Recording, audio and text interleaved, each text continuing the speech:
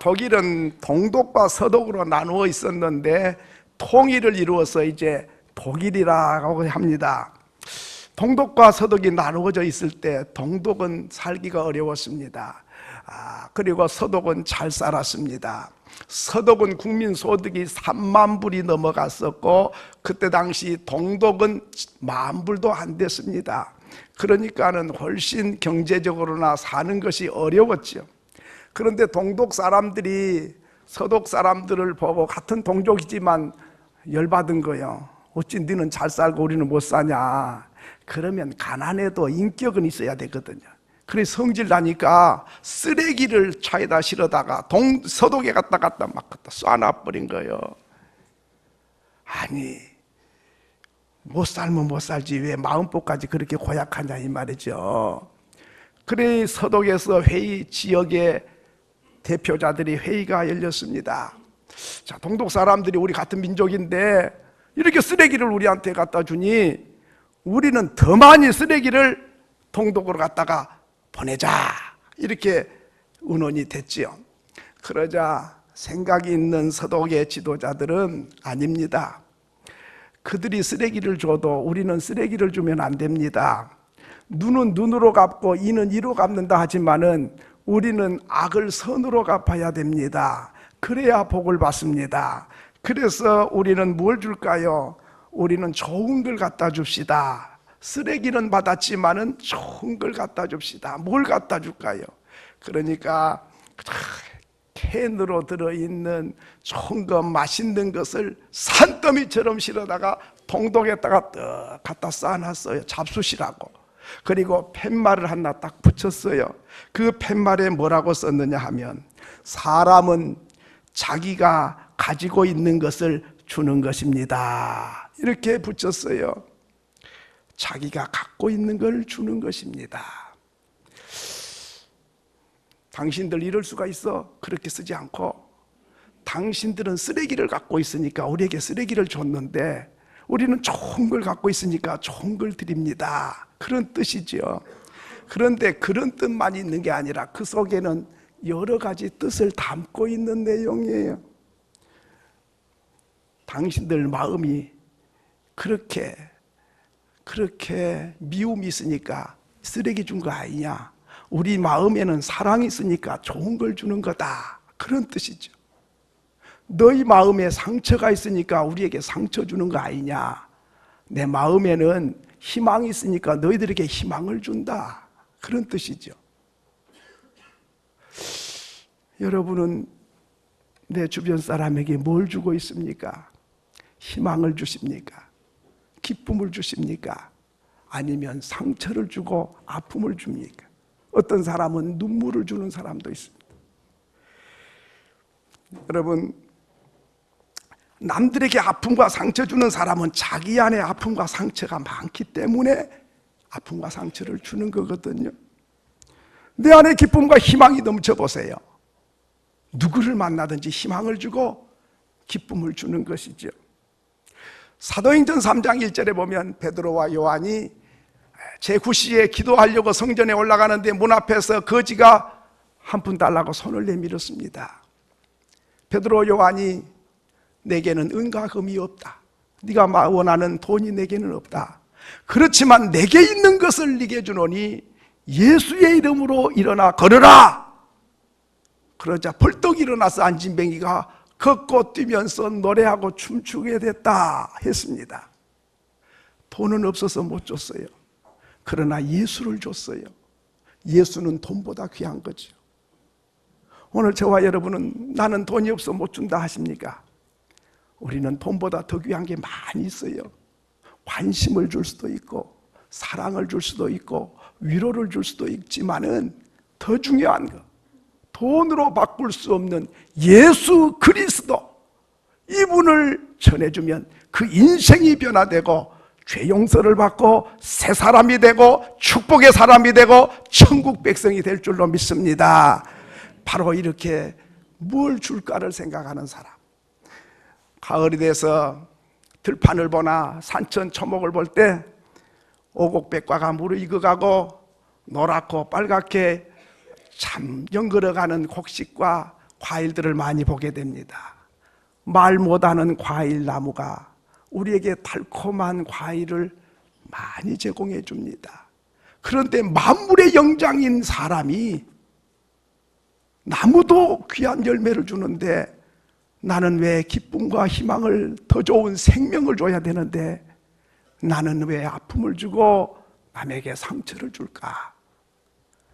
이 가을에는 우리가 많은 걸 생각하게 하는 계절입니다. 자, 그러면 오늘 우리가 성경을 보니까 예수님이 제자들이 말합니다. 선생님, 사람들이 면회 좀 해달라고, 좀 만나달라고 사람들이 찾아왔습니다. 그래, 얼른 만나주지 않고 말씀하십니다. 나는 나무에 매달려야 되는, 구약에 나오는 롯뱀과 같이 나는 십자가에 매달려야 될 때가 왔어. 한 알의 밀이 땅에 떨어져서 썩어지고 죽어지면 많은 열매를 맺는 것처럼 내가 너희들을 위하여 십자가에 죽어서 희생이 되면 나를 믿고 구원받은 사람이 많은 짓서 생명의 열매를 맺을 거야. 이 말씀을 하시면서 성경에 보면 열매를 맺어야 된다는 말씀이 많이 나옵니다. 여러분, 오늘 우리가 성경을 볼 때 꽃을 많이 피워라, 향기로운 꽃을 피워라, 그런 말씀은 별로 없고 열매에 대한 강조가 많이 있습니다. 꽃처럼 아름다워라, 꽃처럼 우아한 사람이 되라, 꽃처럼 멋있는 사람이 되라, 그런 말씀 별로 없어요. 그런데 요한복음 15장 1절로 2절에 보면 나는 참 포도나무요, 읽겠습니다. 시작. 나는 참 포도나무요, 내 아버지는 농부라, 물은 내게 불어 아버지께서 그것을 제하여 버리시고 물은 열매를 맺는 가지는 더 열매를 맺게 하려 그것을 깨끗하게 하시느니라. 그렇습니다. 열매를 맺지 아니하는 가지는 아버지께서 제하여 버린다. 열매를 맺어라. 요한복음 15장 8절에도 그렇게 말씀했습니다. 요한복음 15장 8절 읽습니다. 시작. 너희가 열매를 많이 맺으면 내 아버지께서 영광을 받으실 것이요 너희는 내 제자가 되리라. 열매 있는 사람은 아버지께 영광이 되고 열매를 맺지 못하면 아버지 영광이 안 된다. 아버지께 영광뿐만 아니라 열매를 맺으면 네가 내 제자인 것이 확실하지만은 꽃만 피워서 우아하게 살면 그거는 내 제자는 아니다 하는 것입니다. 그러면 꽃이 뭡니까? 꽃은 무엇이고 열매는 뭘 말하는 것입니까? 꽃은 인기를 말합니다. 꽃이 아름답고 향기를 날리면 벌과 나비들이 날아오죠. 인기가 있습니다. 참 꽃도 참 좋은 거죠. 사람을 끌는 매력이 있는 거죠. 꽃은 인기라면 열매는 인격을 말하는 것입니다. 꽃은 성공을 말한다면 열매는 섬김을 가르치고 있는 것입니다. 꽃은 부분적인 걸 말한다면 열매는 전체적인 것을 말해주고 있는 것입니다. 꽃은 초보를 말한다면 열매는 성숙을 말해주고 있는 것입니다. 꽃은 축복을 말한다면 열매는 나누는 것을 말하고 있습니다. 꽃은 내 개인적인 것이라면 열매는 우리 모두를 위한 것을 말합니다. 꽃이 피어 있으면 그 나무가 아름답지요. 그러나 꽃이 떨어지고 열매를 맺으면 많은 사람들에게 영양소를 공급하고 비타민을 공급하고 풍요를 공급해 줍니다. 마찬가지로 오늘 우리 인생들이 꽃을 피우려고 애를 써요. 성공을 하고 출세를 하고 높아지고 인기를 끌고 사람들에게 돋보이는 꽃 같은 사람을 되려고 애를 씁니다. 그런데 그 꽃은 하나님께서 영광이 되는 게 아니에요. 꽃으로 만족하면 안 되는 거죠. 열매를 맺어서 많은 사람들을 기쁘게 하고 행복하게 하는 사람, 그게 바로 열매다 하는 것입니다. 열매를 맺기 위해서는 꽃이 반드시 떨어져야 됩니다. 열매는 꽃이 필요한데 열매는 꽃이 있어야 되지만은 꽃이 떨어져야만이 열매를 맺습니다. 여러분, 꽃은 유치원생과 같습니다. 유치원 학생들은 어떻습니까? 이쁘기도 하고 곱기도 하지만은 말하는 거나 행동하는 게 좀 유치하잖아요. 그러니까 유치원생이거든요. 유치해. 그리고 옆 사람은 무식도 안 해. 지 하고 싶은 짓 다 하고, 자기 열받으면 성질내고, 배고프면 짜증내고, 지 마음 갖다 주면 하하하고 좋다고 웃지. 내가 이 말하면 저 사람이 어떻게 생각할까? 내가 이런 행동하면 저 사람이 어떤 피해가 갈까? 그런 생각은 없어요. 내가 이런 거 하면은 엄마 아빠가 좋아할까? 이런 생각 하나도 없어요. 이게 유치원생이거든. 근데 어른이 되어도 말을 해도 좀 생각을 하고 내 말 이 말하면 저 사람 마음에 상처가 안 될까? 좀 생각을 하고 내가 이런 행동을 하면 저 사람들에게 복이 될까? 내가 이렇게 욕심을 부리면 사람들이 기뻐할까? 좀 생각을 하고 사는 사람은 좀 성숙한 사람이죠. 철이 안 난 사람은 나이는 먹어도 철이 안 나면 유치해. 그게 유치원생이나 비슷한 거죠. 사울 왕은 하나님께서 꽃을 피워줬습니다. 그래서 사울 왕을 선택해서 하나님이 왕관을 씌워주고 네가 이스라엘 나라 왕이 되라. 왕관을 쓰니까 왕이 되니까 얼마나 아름다운 꽃입니까? 번쩍번쩍합니다. 사람들이 와 대단한 왕 임금님이시다. 그것을 위해서 하나님은 왕관을 씌워준 게 아니고 자기의 명예를 광채내라고 씌워준 게 아니라 왕으로 꽃을 피워준 것은 백성들을 기쁘게 해주고 행복하게 만들고 하나님을 꽃 피워주신 하나님께 영광을 높이라고 왕관의 꽃을 피워준 거거든요. 그런데 왕관의 꽃을 피워줬더니 자기 이름을 내고 비석을 세워서 내가 통치를 잘해서 승리를 했고 나라가 부강했다 하고 자기 명예와 자기의 기념비를 세우는 거예요. 하나님이 그걸 보시고 네에게 왕관 씌워서 꽃 피우게 해준 거는 너 혼자 우아하고 찬란하고 영광스럽게 하려고 그런 게 아니고 백성들을 위해서 그렇게 해준 것이고 하나님 꽃을 피워준 하나님께 영광 돌리라고 그랬는데 네 자신의 꽃만 피우고 그렇게 우아하고 그렇게 찬란하고 그렇게 영광을 받아 다시 내려와 왕관 뺏어버리고 그리고 다시 내려앉아. 그래가지고 가문이 쫄딱 망해버렸어요. 그런데 똑같은 사실이지만은 다윗은 저 시골 동네에 목동이 양치는 사람은 무식해서 난 놓고 기억자 몰라도 양치는데 아무 지장이 없어요. 아무것도 몰라도 양치는 건 할 수 있어요. 천한 사람이 하는 목동이를 하나님은 임금으로 높여서 왕관을 씌워서 꽃을 피우게 해줬습니다. 그랬을 때 다윗이 뭐라고 고백합니까? 다윗은 그렇게 해주니까 여호와는 나의 목자시니 내게 부족함이 없으리로다. 하나님 내 목자십니다. 나의 생명은 목자 손에 있습니다. 주님이 나를 이렇게 왕관 씌우셨습니다. 그 말이죠.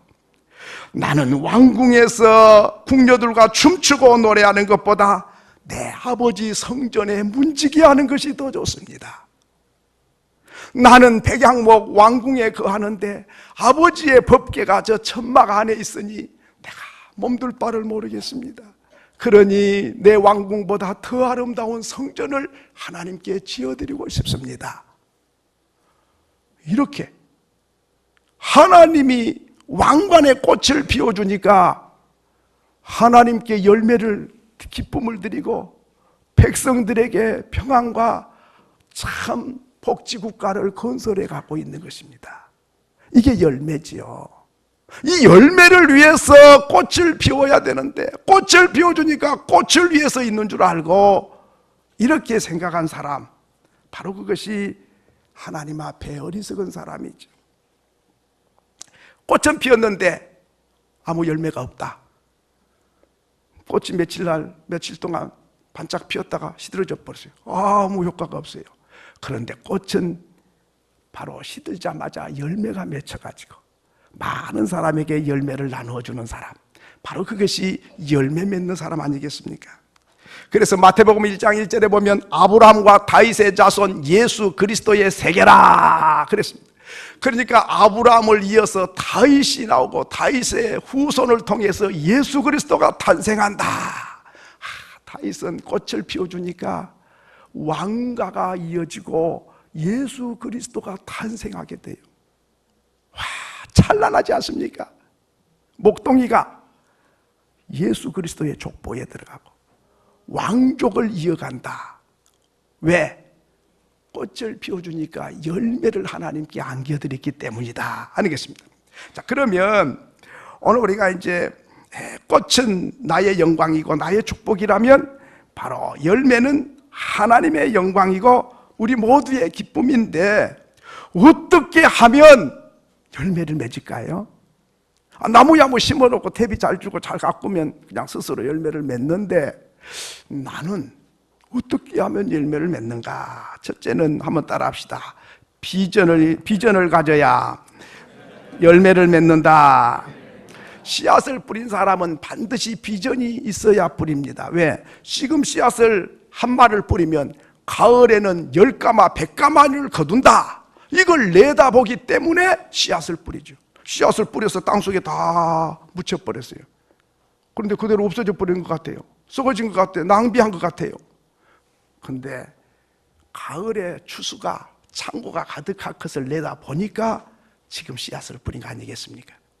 마찬가지로 먼 훗날을 내다보는 사람이 씨앗을 뿌리듯이 바로 열매를 거두려고 하는 사람은 먼 훗날을 보는 눈이 있어야 바로 씨앗을 뿌리고 그 사람이 열매를 거둘 사람이다 하는 것입니다. 여러분, 그렇기 때문에 씨앗을 뿌린 사람은 풍성한 가을을 내다보는 눈이 있고 유실수를 심은 사람은 10년 후를 내다보는 눈이 있어요. 감나무, 밤나무를 심으면 땅속에 묻어갖고 뭐 아무것도 흔적도 없어요. 그런데 이게 자라가지고 열매를 맺으려면 10년 이상 커야 되거든요. 아이고, 그러면 나는 따먹지도 못하고 그냥 손자 한갑 돌아오겠다, 안 심을래. 그러면 안 되는 거예요. 나도 따먹지만 내가 죽고 없으면 자녀들이 따먹고 자녀들도 없으면 손자가 따먹어요.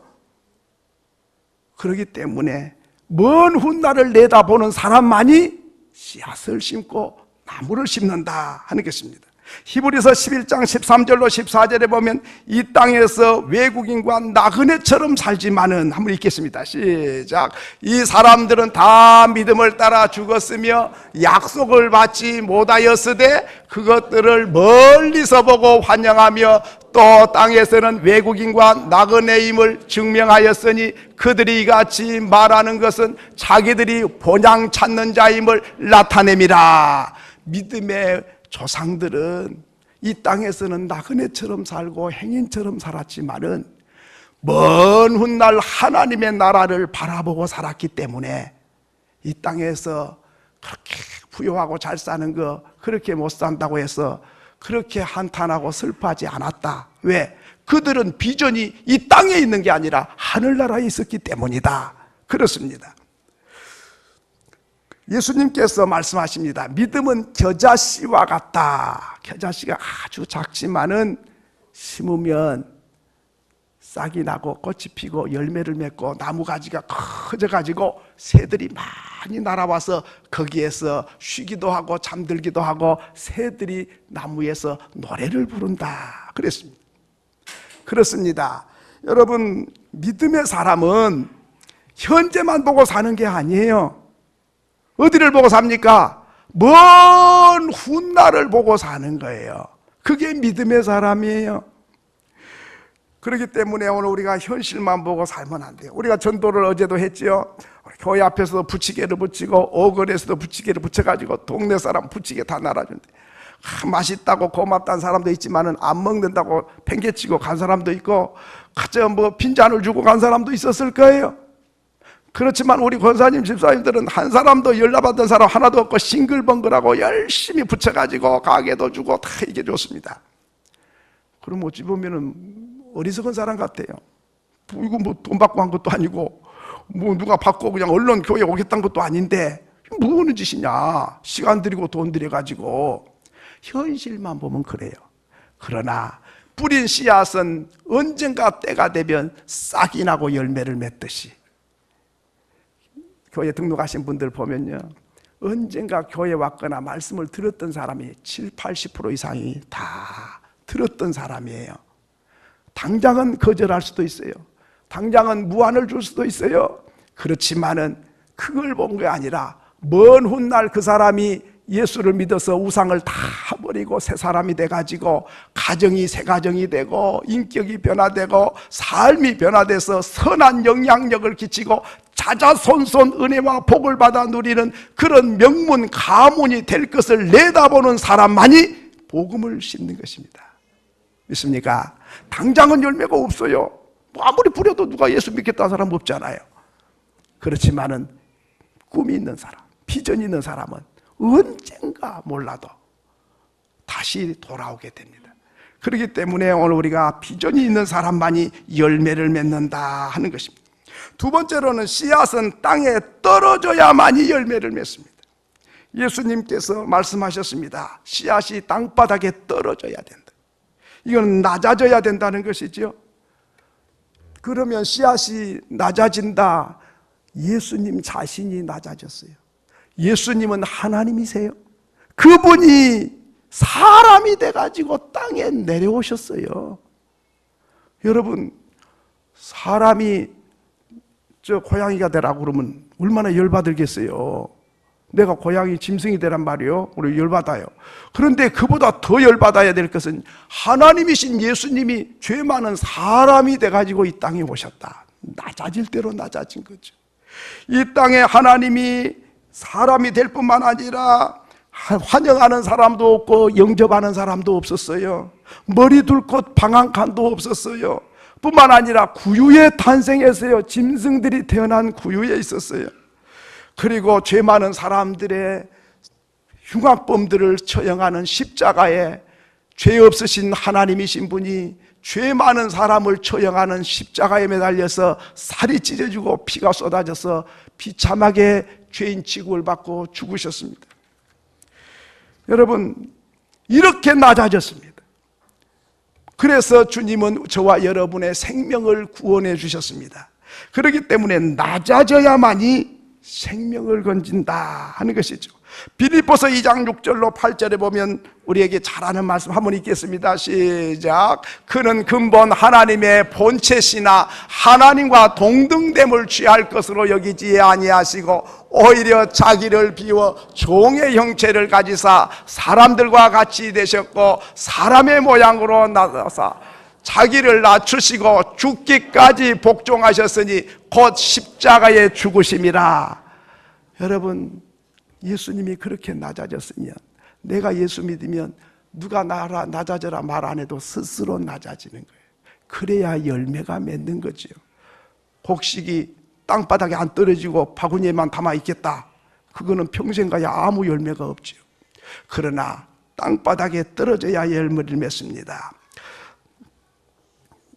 한번 따라 합시다. 내가 일어나면 걸림돌이 되고 내가 낮아지면 디딤돌이 된다.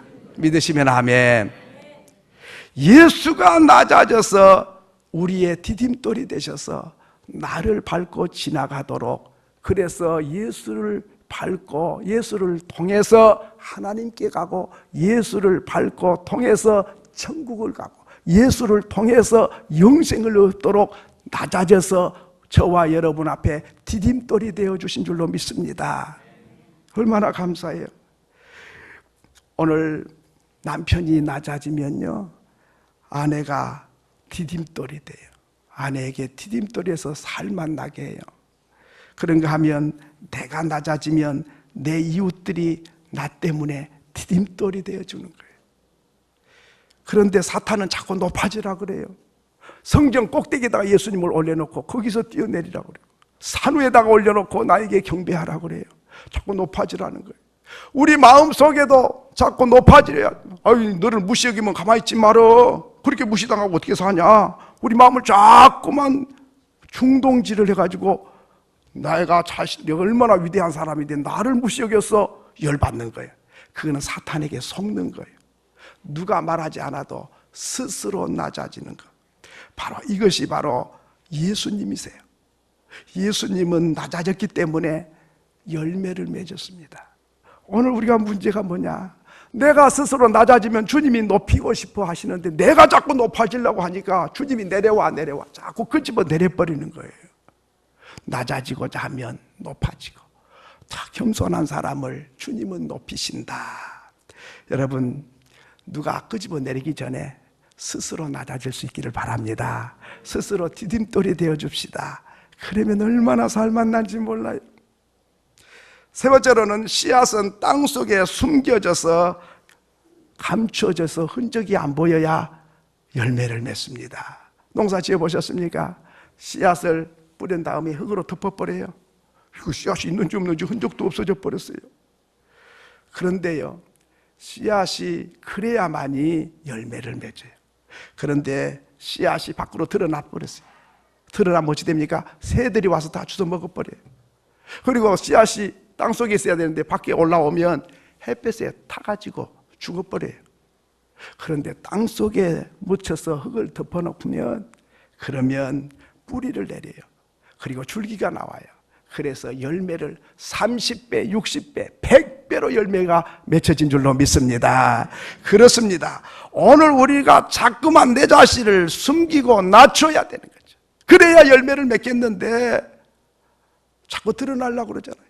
자기 자랑을 하고 자기 PR을 하는 거예요. 예수님께서는 병자를 고쳐주면서 늘 부탁을 해요. 아무 소리 하지 마라. 다른 사람에게 알리지 마라. 자꾸 주님은 감추려고 그래요. 그게 예수님이세요.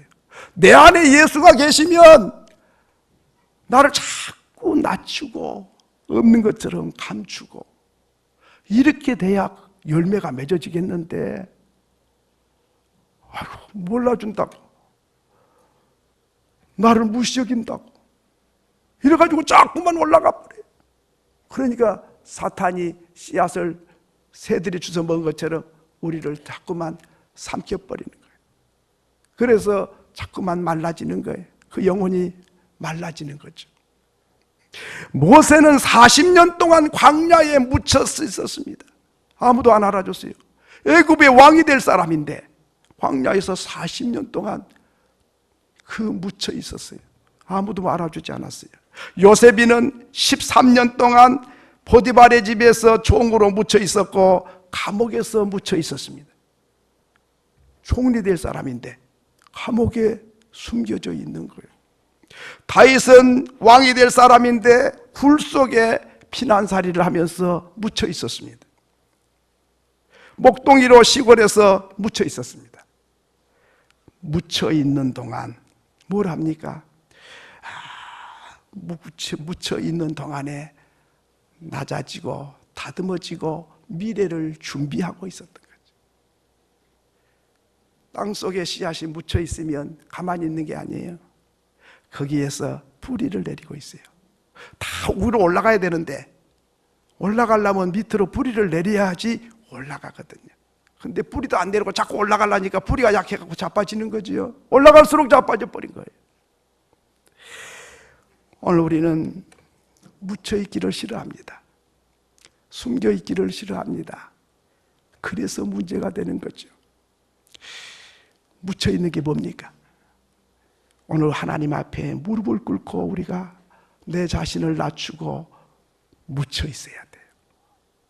새들은 멀리 날려면 낮아졌다가 날아가요. 꽃이 먼저 피면 그 꽃이 먼저 시듭니다. 오늘 우리가 높은 나무가 되려면 뿌리를 더 많이 깊이 내려야 높은 나무가 되지 않습니까? 오늘 우리는 준비하는 기간이 뭡니까? 묻혀있는 기간이죠.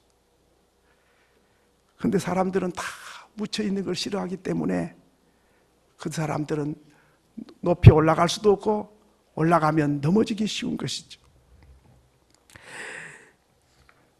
오늘 우리는 기억해야 됩니다. 내가 묻혀있는 시간, 기도로 엎드려 있는 시간, 그리고 참 잘 다듬고 준비하는 시간이 많으면 많을수록 대기만성이라 큰 그릇이 되려면 시간이 많이 걸리는데, 오늘 우리는 너무 속히 빨리 뭘 하다 보니까 우리는 바로 성숙하지도 못하고 뿌리를 내리지도 못하고 높이 올라가지도 못하고 마는 거죠. 마지막으로는 이 씨앗은 열매를 맺으려면 땅속에 묻혀서 껍데기가 벗겨지고 썩어져 버려야 돼요. 그래야만이 싹이 나오고 열매를 맺습니다. 여러분, 땅속에 묻혀 있는 동안에는 껍데기 벗기는 시간입니다. 우리의 열등의식, 우리의 비교의식, 교만한 생각, 부정적인 생각들, 잘못된 가치관, 이기심, 불평과 원망, 이런 것들이 엎드려 있는 동안에, 땅속에 묻혀 있는 동안에 깨끗하게 벗겨져야 돼요. 그래야만이 30배, 60배, 100배로 열매 맺을 수 있는데 이게 안 벗겨지는 거예요. 내가 자아가 깨져야 예수 형상으로 빚어지고, 내가 부서져야 하나님의 사람이 되고, 내 고집과 이기심이 깨어져야 새 사람이 되고, 하나님의 미랄이 죽어져야 많은 열매를 맺을 것인데, 가장 어려운 것이 다른 것 때문에 어려운 게 아니라 내가 안 죽은 것 때문에 문제예요.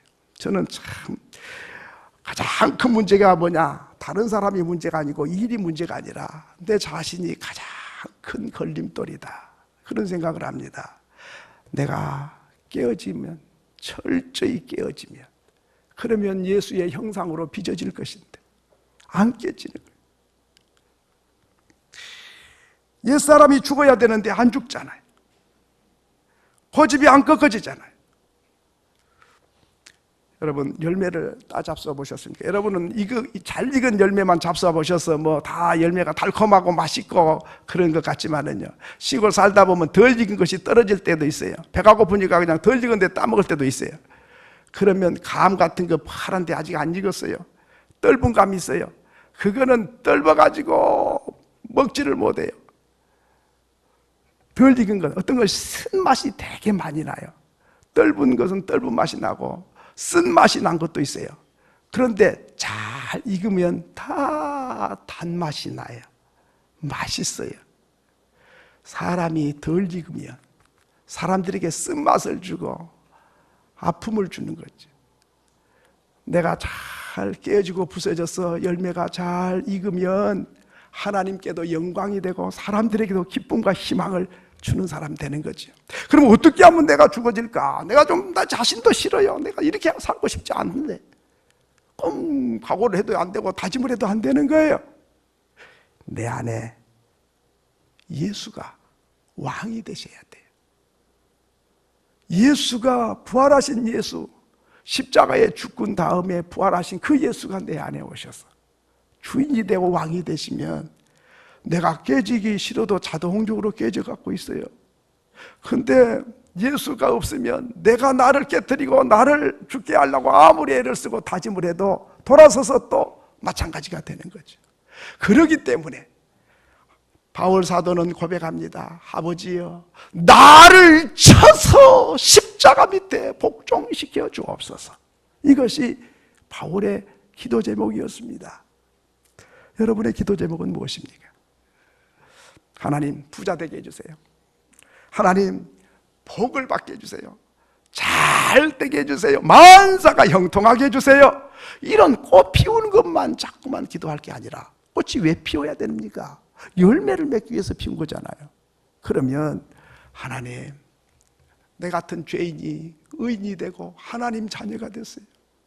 지금까지 살아온 것도 은혜고 구원받은 것은 더더군다나 은혜고, 지금 죽어도 천국으로 논스톱으로 들어가는 믿음, 천국의 입장권인 믿음을 선물로 주셔서 더 이상 바랄 게 없습니다. 이대로 죽어도 원이 없습니다. 남은 여생 죽든지 살든지 내가 철저히 십자가 밑에 깨어지고 죽어지고, 그래서 내가 사는 것이 아니라 내 안에 그리스도가 살아서 왕이 되시고 주인 되시고 주님이 이끄심을 따라가는 예수 제자가 되고 하나님의 사람 되게 해주옵소서. 이것이 기도 제목이 되어야 될 줄로 믿습니다. 이렇게 되면 하나님께서 저와 여러분을 통해서 많은 열매가 맺게 합니다. 전도의 열매도 맺을 것이고 성령의 열매도 맺을 것이고 하나님께 큰 영광이 되고 사람들에게 달콤하고 맛있는 잘 익은 과일들을 나눠준 것처럼 열매가 풍성해서 하나님과 많은 사람과 내 자신이 값지고 보람있는 그런 인생길을 걸어갈 수 있기를 주의 이름으로 축원합니다. 축원합니다.